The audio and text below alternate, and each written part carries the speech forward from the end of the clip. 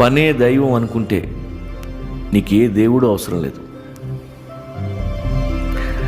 స్పెషల్గా దేశానికి సేవ చేయని అవసరం లేదు. 10 మందికి తిండి పెట్టాలి.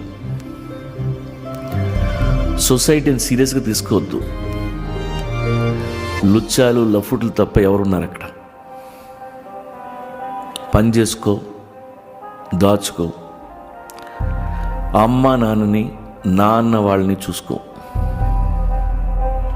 అలా ఆకాశంలోకి చూడు, పక్షులన్నీ మైగ్రేట్ అవుతుంది. ఈ సమ్మర్లో నువ్వు మాత్రం ఇక్కడ ఏం పీక్తావు? వాటిలాగే నువ్వు ట్రావెల్ చేయి.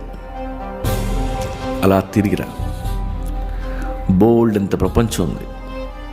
ఎన్నో చూడొచ్చు, ఎందరినో కలవచ్చు. అనుక్షణం బతికితే చాలు, అదే జీవితం. ప్రేమించటం